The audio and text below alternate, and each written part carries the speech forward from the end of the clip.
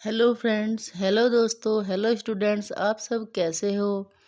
आपका स्वागत है बबीता हिंदी व्याकरण की वीडियो में। चलो आज हम जानते हैं कि वर्णमाला की पहचान कैसे करते हैं। स्वर व व्यंजन के बारे में जानकारी करते हैं। ठीक है, तो आज का हमारा टॉपिक रहेगा वर्णमाला को जाने।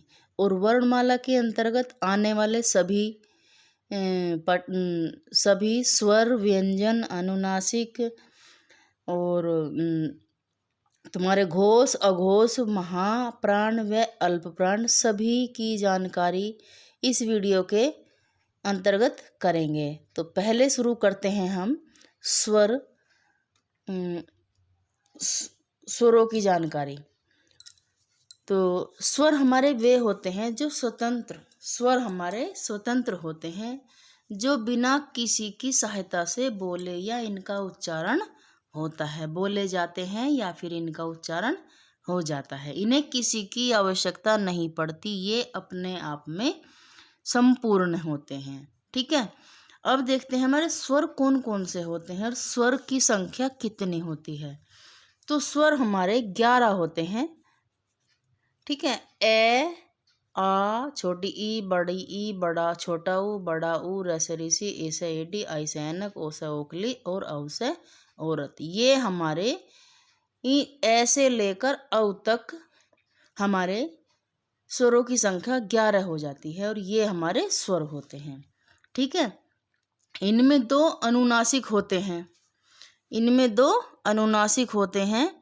एक तो जिसे बोलते हैं अंग से अंगीठी, और एक बोलते हैं पहले बोलते थे कि अंगखल्ली। ठीक है, इनको हम अनुनासिक वर्ण के नाम से भी जानते हैं। अंग की बिंदी जिस शब्द के ऊपर होती है वह अनुस्वार होता है, उसको हम अनुस्वार कहते हैं। और जिसके सामने दो विसर्ग होते हैं उसे अणखल्ली बोलते हैं, बोलते हैं। ठीक है, तो जिसको हम विसर्ग, वर्णमाला के अंतर्गत विसर्ग कहते हैं। ठीक है, अब हम चलते हैं व्यंजन क्या होते हैं, कौन कौन से होते हैं और इनको किस किस नाम से जानते हैं।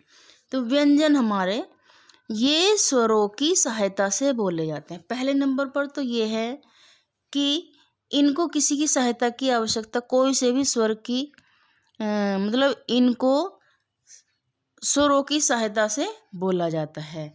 दूसरे नंबर पर इनको स्पर्श व्यंजन भी कहते हैं। स्पर्श व्यंजन कौन से होते हैं? क वर्ग से लेकर पे वर्ग तक इनको हम स्पर्श व्यंजन कहते हैं। जैसे क, ख, ग, घ, अड़, च, छ, ज, झ, अ, ट, ठ, ड, ढ, अण, त, थ, द, ध, न, प, फ, ब, ओ, भ और म। यहाँ से लेकर यहाँ तक हमारे सभी ये स्पर्श व्यंजन होते हैं, जिनको हम स्वरों की सहायता से उच्चारण करते हैं। अब देखते हैं ये इनका वर्ग देखते हैं। पहला वर्ग आ जाएगा हमारा क वर्ग, दूसरा वर्ग हमारा च वर्ग, तीसरा वर्ग ट वर्ग, त वर्ग, त वर्ग, प वर्ग के नाम से जाना जाता है। ठीक है, अब हम देखते हैं कि इनका उच्चारण कहाँ कहाँ से होता है। तो इनका उच्चारण हमारा होता है, क वर्ग का उच्चारण होता हमारा कंठ से, और च वर्ण का उच्चारण होता हमारा तालु से, ट वर्ग का उच्चारण हो जाएगा हमारा मूर्धा से। ठीक है, त वर्ग का उच्चारण हो जाएगा हमारा दंत से, और प वर्ग का उच्चारण होता हमारा ओष्ठ से। इससे आगे चलते हैं, देखते हैं वर्ण किसे कहते हैं।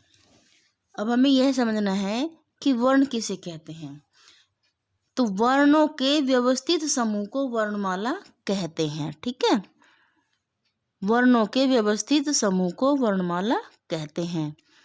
अच्छा, अब आपको ये बता दें कि हमारे वर्ण कितने होते हैं। तो पहले हम ये बता दें कि वर्ण उच्चारण के आधार पर 48 होते हैं, ठीक है, और वर्ण लेखन के आधार पर 52 होते हैं, ठीक है। वर्ण हमारे 44 भी होते हैं, जिसमें 2 अनुपस्थित होते हैं उत्क्षिप्त वर्ण और 2 होते हैं हमारे अयोगवा वर्ण, जिनको 48 के अंतर्गत नहीं गिना जाता, ठीक है। तो कुल मिलाकर हमारे 2 उत्क्षिप्त वर्ण और 2 हमारे अयोग वर्ण, इस प्रकार 48 वर्ण हमारे हो जाते हैं, ठीक है। आगे चलते हैं। स्वर के कितने भेद होते हैं? स्वर के हमारे 3 भेद होते हैं। वो कौन कौन से? वो हमारे ह्रस्व या लघु मैंने सबसे छोटा, ठीक है। अब देखते हैं ह्रस्व कौन से होते हैं। ह्रस्व वे जो कम समय में बोले जाएं, ठीक है। दीर्घ या गुरु स्वर जो ज़्यादा जोर लगाने या ज़्यादा समय में बोले जाएं, उनको हम दीर्घ स्वर कहते हैं। अब आता है हमारा प्लुत स्वर में ज़्यादा से भी अधिक समय लगता है, तो उनको हम प्लुत स्वर कहते हैं। अब देखते हैं हमारा ह्रस्व हमारा एक मात्रिक स्वर होते हैं। ह्रस्व या लघु स्वर हमारे एक मात्रिक होते हैं, जिनको हम छोटे स्वर कहते हैं। छोटे स्वर में कौन कौन से स्वर आ जाएंगे हमारे? ए, छोटी ई, छोटा ऊ और रे से ऋषि, ठीक है। अब आता है हमारा दीर्घ स्वर को हम द्विमात्रिक स्वर के नाम से भी जानते हैं। अगर आपको एग्जाम में द्विमात्रिक स्वर पूछ लिए जाएं, तो आप घबराना नहीं। बड़े स्वर होते हैं, जिनमें जो बड़े होते हैं, जैसे आ, बड़ी ई, बड़ा ऊ, ए से एडी, आई से ऐनक और ओ से ओखली और औ से औरत, इनको हम द्विमात्रिक स्वर कहते हैं। अब आता है हमारा प्लुत स्वर कौन से होते हैं? प्लुत स्वर हमारा वह होते हैं जो ज़्यादा से अधिक समय लगे। एक तो होता है छोटे स्वर में कम टाइम लगेगा, समय लगेगा, और बड़े स्वर में थोड़ा और ज़्यादा लग जाएगा, लेकिन इसमें तो बहुत ही ज़्यादा लगता है। इसको हम लंबे स्वर के सुर के नाम से भी पुकार सकते हैं। लेकिन वे कौन से होते हैं? जैसे हमारा राम, ओम, ऐसे शब्दों को हम प्लुत स्वर कहते हैं, जिसमें ज़्यादा से भी अधिक समय लगे, ठीक है। अब हमें यह देखना है कि अयोगवाह स्वर हमारे कौन से होते हैं। इनकी संख्या हमारी 2 होती है। जिस स्वर के ऊपर अंकी बिंदी ऐसी लगी होती है, इनको हम अनुस्वार कहते हैं, ठीक है। अनुस्वार स्वर कहते हैं, ठीक है। और जिस स्वर के सामने 2 बिंदी लगी हों, इनको विसर्ग कहते हैं। विसर्ग स्वर के नाम से ये जाना जाता है, ठीक है। सभी बच्चे ध्यान से सुन रहे होंगे। इससे आगे चलते हैं हम व्यंजन में अल्प प्राण व महाप्राण, घोष, अघोष व सघोष का अंतर भी हम इन्हीं के साथ साथ जानेंगे। तो पहले तो देखते हैं हम अल्प प्राण हमारे कौन कौन से होते हैं, ठीक है। तो यह हमारा कचट तप के नाम से हमारा ये जाना जाता है, कचट तप, ठीक है। तो ये हमारा कचट तप है, जिसको हम कचट तप के नाम से जानते हैं। अल्प प्राण हमारा कौन कौन से व्यंजन हो जाएंगे? पहले नंबर का, तीसरे नंबर का और 5वें नंबर का हमारा अल्प प्राण हो जाएगा। तो इसको हम कोड वाइज भी याद कर सकते हैं कि 135, ठीक है। ये हमारी ट्रिक हो जाएगी। 135 नंबर पे हमारा अल्पप्राण हो जाएगा।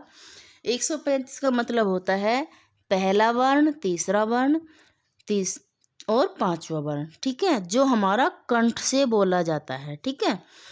हर वर्ग का पहला, तीसरा, पांचवा वर्ण हमारा क्या होता है, अल्पप्राण हो जाता है।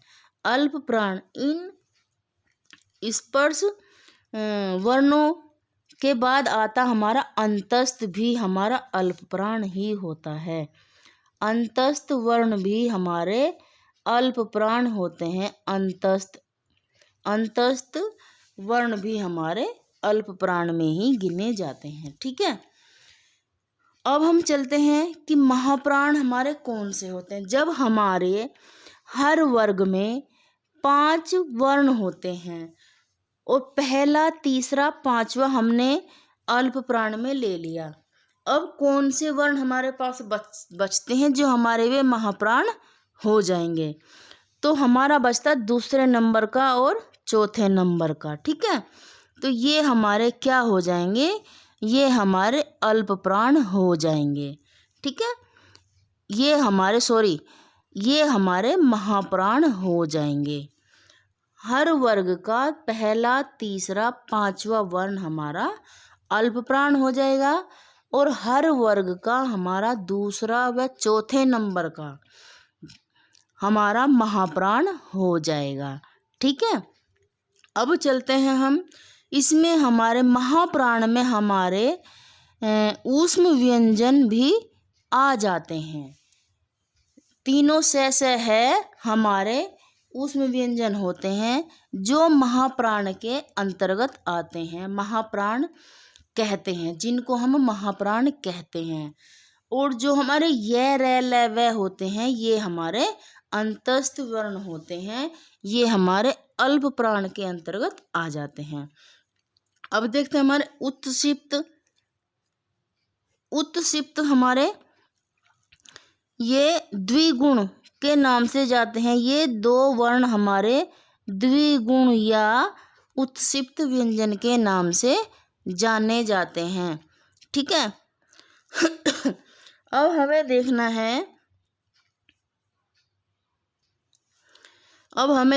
है कि महाप्राण में हमारा क ख हर वर्ग का दूसरा व चौथा वर्ण हमारा महाप्राण हो जाएगा। इसी प्रकार से च वर्ग का दूसरा व चौथा वर्ण हमारा महाप्राण हो जाएगा। हर वर्ग में हमारा दूसरा व चौथा, दूसरा, चौथा, दूसरा, चौथा, और इनके साथ साथ ऊष्म व्यंजन भी इनमें शामिल हो जाते हैं जिनको हम महाप्राण भी कहते हैं, ठीक है। इसके बाद आ जाता है हमारा अघोष वर्ण। अघोष वर्णों में क्या होता है, इन वर्णों में श्वास का प्रयोग किया जाता है। श्वास के द्वारा ही ये शब्द इन वर्णों का उच्चारण होता है। जैसे हर वर्ग का अघोष, पहले तो हमें यह जानना है कि अघोष वर्ण हमारे होते कौन से हैं। हर वर्ग का दूसरा व पहला, दूसरा, हर वर्ग का पहला, दूसरा, पहला, दूसरा, पहला, दूसरा, पहला, दूसरा, पहला, दूसरा, और ये तीनों श है भी हमारे अघोष वर्णों के अंतर्गत आ जाते हैं। समझ में आया होगा, ऐसी मैं आशा आपसे करती हूँ। तो इनकी संख्या 13 होती है। अघोष वर्णों की संख्या 13 होती है। इससे आगे चलते हैं। अघोष वर्ण हर वर्ग का पहला, दूसरा वर्ण अघोष होता है। इस बात का ध्यान रखें सभी स्टूडेंट्स कि हर वर्ग का पहला, दूसरा वर्ण हमारा अघोष होता है, ठीक है। अब समझते हैं सघोष व घोष। सघोष को ही घोष कहते हैं। ये कंफ्यूजिंग आप अपने दिमाग से निकाल दीजिए कि घोष किसको कहते हैं और सघोष किसको कहते हैं। सघोष आ जाए चाहे घोष आ जाए, दोनों ही एक ही होते हैं, दोनों एक ही व्यंजन होते हैं। सघोष को ही घोष कहते हैं और घोष को ही सघोष हम कहते हैं। ठीक है, सघोष वर्णों की संख्या हमारी 31 होती है। ठीक है, अब दूसरे पॉइंट पे आते हैं। इनमें सभी स्वर सघोष व्यंजनों के अंतर्गत सभी स्वर ऐसे ओ तक हमारे सघोष हो जाते हैं। ठीक है, कभी आपने पढ़ा होगा, नहीं पढ़ा तो आप एक बार देखिए। सभी स्वर ऐसे लेकर ओ तक हमारे सघोष हो जाते हैं। तीसरे पॉइंट पर आते हैं हम। सघोष व्यंजन हर वर्ग का तीसरा, चौथा, पांचवा। अघोष हमारा हो गया, अघोष हमारा हो गया पहला व दूसरा। सघोष हो गया हमारा 345 के कोड के नाम से आप इसको याद कर सकते हो। ठीक है, तो सघोष व्यंजन हर वर्ग का तीसरा, चौथा, पांचवा हो जाता है। ठीक है, अब देखते हैं हम वह कौन कौन से। देखिए, गे, घे और अड़। तो 345 का कोड हमारा यहाँ पे ट्रिक होता है, सही ट्रिक में बैठता है। गे, घे, अड़। तो यहाँ हमारा तीसरा, चौथा व पांचवा सघोष होता है।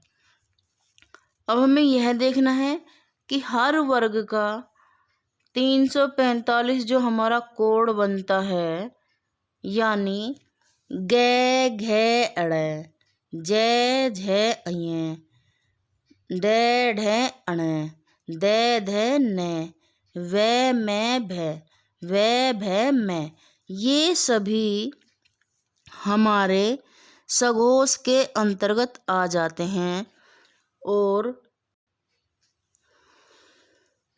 सभी हमारे तीसरा, चौथा, पांचवा सभी वर्ण हमारे सघोष के अंतर्गत आ जाते हैं। इसलिए आप परीक्षा में जाने से पहले एक बार ध्यान से इस कचट तप को ध्यान में रख लें कि सघोष क्या है, घोष क्या है, अघोष क्या है। अघोष सघोष का अघोष में हमारा 12 नंबर का कोड हो जाएगा। सघोष में हमारा अघोष, ये हमारी छोटी सी ट्रिक है। 345 कोड हमारा घोष या सघोष हो जाएगा। ठीक है, और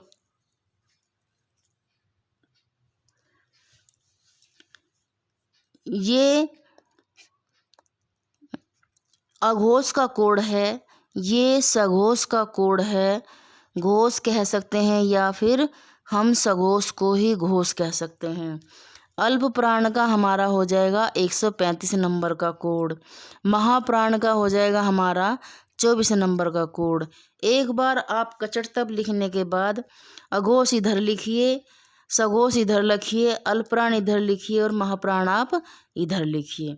इस प्रकार आपको इन कोड को ध्यान में रखना है और पेपर को जल्दी से जल्दी सोल्व करते चलना है। कहीं भी घबराना नहीं, बस आप ध्यान से और माइंड को विदाउट स्ट्रेस के आप सबको इनको समझते चलना है। आपका बहुत बहुत धन्यवाद। आप मेरी वीडियो को लाइक भी करें, सब्सक्राइब भी करें और कमेंट भी ज़रूर करें। आपकी सपोर्ट की मुझे बहुत बहुत आवश्यकता है, तो इसलिए आप मुझे सपोर्ट भी करें और लाइक भी करें और सब्सक्राइब भी करें और कमेंट भी ज़रूर करें। आपका मेरी वीडियो को देखने के लिए बहुत बहुत धन्यवाद। Thank you.